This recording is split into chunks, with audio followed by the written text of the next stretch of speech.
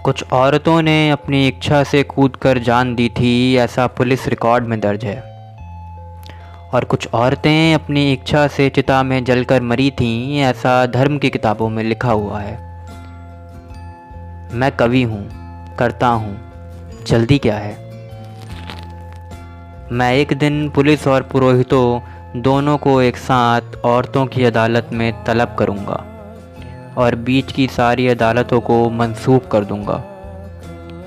मैं उन दावों को भी मंसूख कर दूंगा जो श्रीमानों ने औरतों और बच्चों के खिलाफ पेश किए हैं।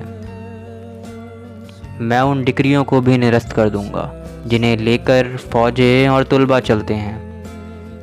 मैं उन वसीयतों को खारिज कर दूंगा जो दुर्बलों ने भुजबलों के नाम की होंगी। मैं उन औरतों को जो अपनी इच्छा से कुएं में कूदकर और चिता में जलकर मरी हैं फिर ज़िंदा करूंगा और उनके बयानात दोबारा कलम बंद करूंगा कि कहीं कुछ छूट तो नहीं गया, कि कहीं कुछ बाकी तो नहीं रह गया, कि कहीं कोई भूल तो नहीं हुई। क्योंकि मैं उस औरत के बारे में जानता हूँ जो अपने 7 बित्ते के देह को एक बित्ते के आंगन में ताज़िंदगी समोए रही और कभी बाहर झांका तक नहीं, और जब बाहर निकली तो उसकी लाश निकली जो खुले में पसर गई माँ मेदिनी की तरह। औरत की लाश धरती माता की तरह होती है जो खुले में फैल जाती है थानों से लेकर अदालतों तक। मैं देख रहा हूँ कि जुल्म के सारे सबूतों को मिटाया जा रहा है। चंदन चर्चित मस्तक उठाए हुए पुरोहित और तमगों से लैस सीना फुलाए हुए सिपाही महाराज की जय बोल रहे हैं। वह महाराज जो मर चुके हैं और महारानियाँ जो अपने सती होने का इंतज़ार कर रही हैं। और जब महारानियाँ ही नहीं रहेंगी तो नौकरानियाँ क्या करेंगी, इसलिए वह भी तैयारी कर रही हैं।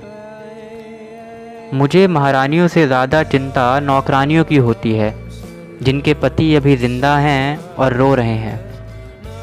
कितना ख़राब लगता है एक औरत को अपने रोते हुए पति को छोड़कर मरना, जबकि औरतों को रोती हुई स्त्री को मारना बुरा नहीं लगता। औरतें रोती जाती हैं, मर्द मारते जाते हैं। औरतें रोती हैं, मर्द और मारते हैं। औरतें खूब ज़ोर से रोती हैं, मर्द इतना ज़ोर से मारते हैं कि वह मर जाती हैं। इतिहास में वह पहली औरत कौन थी जिसे सबसे पहले जलाया गया हो, मैं नहीं जानता। लेकिन जो भी रही होगी मेरी माँ रही होगी। मेरी यह चिंता है कि भविष्य की आखिरी स्त्री कौन होगी जिसे सबसे अंत में जलाया जाएगा, मैं ये भी नहीं जानता। लेकिन जो भी होगी मेरी बेटी होगी और मैं ये नहीं होने दूंगा। रमाशंकर यादव, विद्रोही।